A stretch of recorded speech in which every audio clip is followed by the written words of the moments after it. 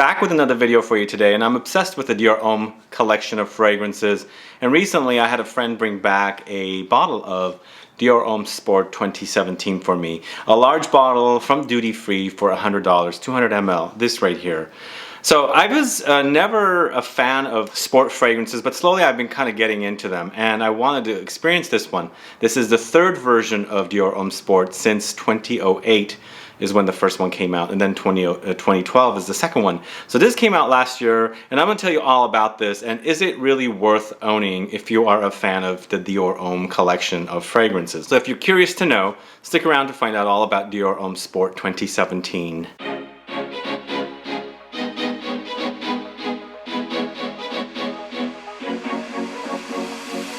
Thanks so much for tuning in. This is Sebastian with Smelling Great Fragrance Reviews. If this is your first time on this channel and you love watching fragrance reviews, finding out about new fragrances, discovering new brands, and participating in giveaways, and still haven't subscribed to the channel, please click that subscribe button below and also click the bell so you'll be notified for future videos and giveaways.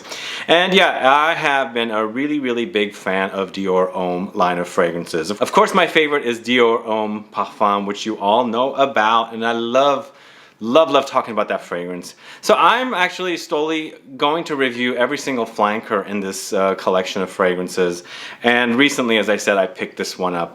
This is the 200 ml, and I ended up with this bottle for about $100 from duty free, brought back from Europe from a friend. And I was asking them if you find a deal, and let me know. And they sent me a text, and I said, look, this one is about $100. I said, sure, grab it for me. But I looked it up online, and at the discounters, Dior Homme Sport is currently selling at FragranceNet for $75 approximately.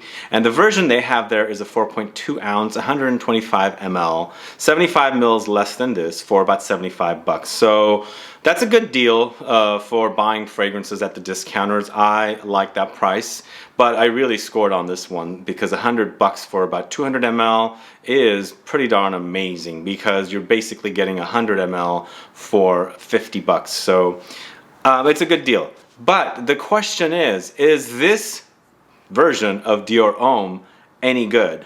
So this one was launched in 2017 last year. I didn't really jump at it because a lot of people were saying it's good. I slowly got into it, but now that I've been talking a lot about Dior Homme Parfum and how potentially it's getting discontinued, and of course there is a rumor that Fahrenheit Parfum is discontinued, I'm kind of revisiting some of the flankers from the Dior line of fragrances. And Dior Homme collection and Dior Homme Parfum is my favorite fragrance. The collection, it's probably my favorite series of fragrances, even beating out the Mugler A-Man and those flankers. So I really want to explore every single flanker that's available for this line and really tell you all about it. So $75, as I said, for 125 ml is a great deal, so check it out. I'll have a link to FragranceNet in the info box.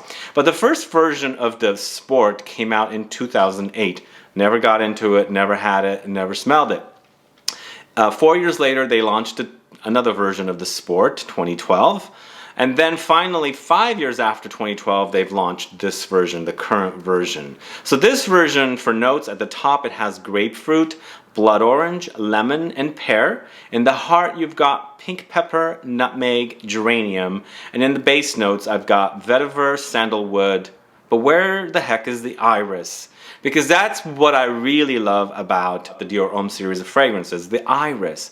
There's no iris mentioned. Now, I took these notes off of Fragrantica, so I don't know if their notes are correct, but notes were not really listed, like the entire notes breakdown. So it could be that it is a fragrance that they've created on the iris creation for Dior Homme, but of course, according to the notes, there's no iris mentioned. And really, I do pick up something powdery here.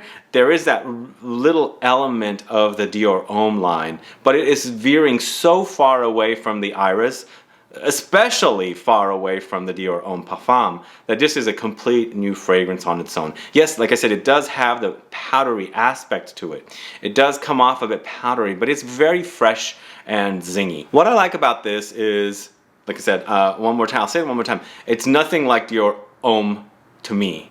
It doesn't have that sexy lipsticky iris. It's a brand new fragrance on its own, but it does have powdery nuances. Not very big, very, very small. So what happens with Dior Homme Sport 2017, as soon as you spray the fragrance, it's all about citruses. The grapefruit is pretty prominent along with the pear. Of course, you do pick up that blood orange as well. It is like another note that kind of like screams at you. You do smell it. And then some lemon, but it's all about the grapefruit, blood orange, and the pear working beautifully together. The thing about that though, it comes off a bit metallic to me for some odd reason, and I think it's the blood orange and the grapefruit together. Pear generally tends to smooth things out for me. Pear to me is more of a supporting player. It never kind of becomes like a major player in a fragrance, and here it smooths over the sharpness and the metallic touches of the citruses that are at the top. So even though it does have the metallic touches to me, it comes off very sharp, it does smooth it over.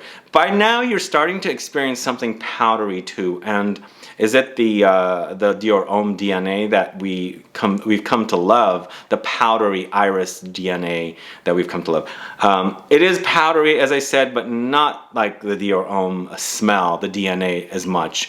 Faint touches of it. The heart, it starts getting peppery, spicy, and maybe a bit herbal, kind of slowly going into an aromatic territory because it's very spicy, aromatic, and the heart. And then as the fragrance is dying down, of course, it becomes very woody and more like a masculine fragrance. The citruses are almost all gone, and then the spicy and aromatic touches are still clinging on to the base, where it's mostly about this very earthy vetiver and creamy sandalwood. Now, if I'm going to buy this as a great alternative to Dior Homme, coming to expect that it's kind of sort of going to smell like Dior Homme because I'm so used to it. It's called Dior Homme Sport after all.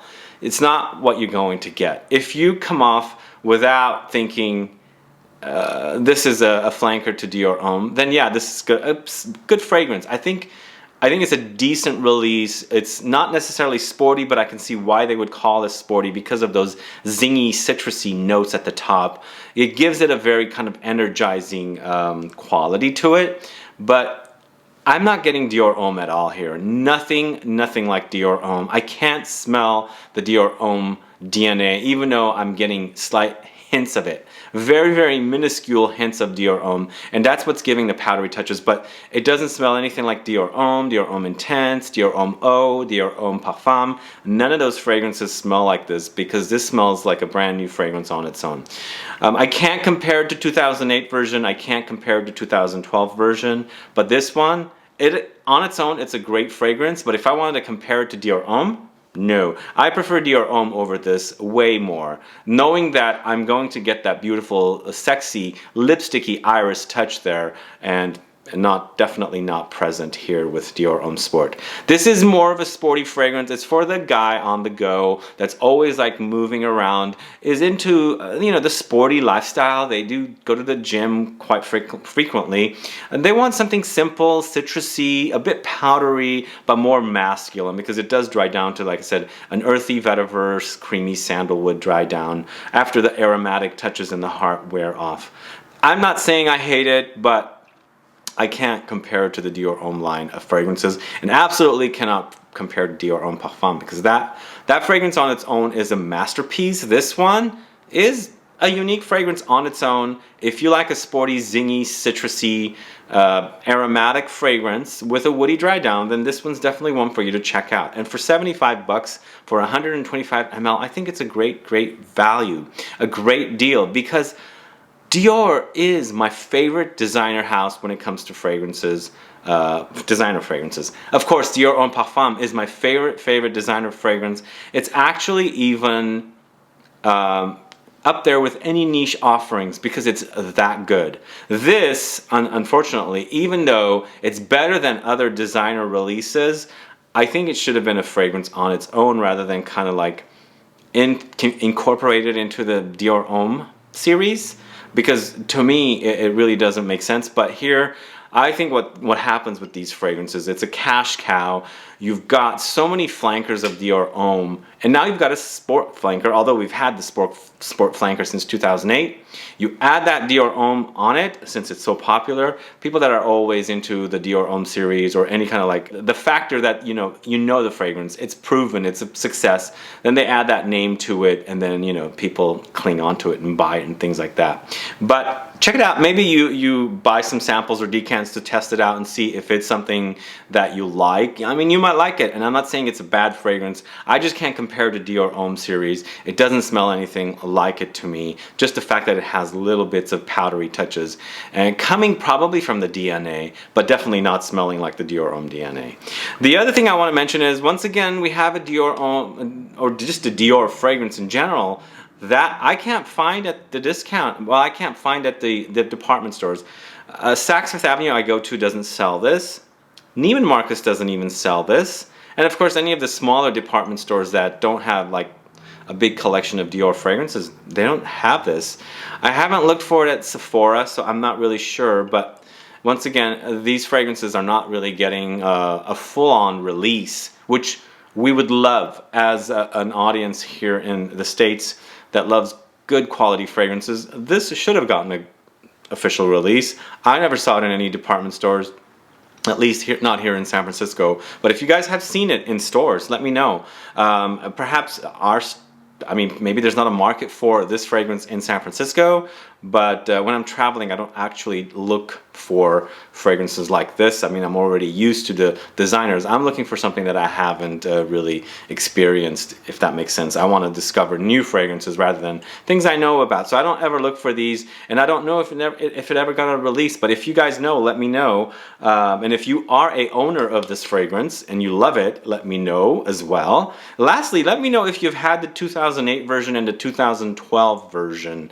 As I said, this is the 2017 version. So let me know all that information, guys. Put some comments down below. Let's get a conversation started. Other than that, please like this video. Please share it. Follow me on Facebook, Twitter, and Instagram. And I'll be back with more videos very soon. Have a good one. Goodbye.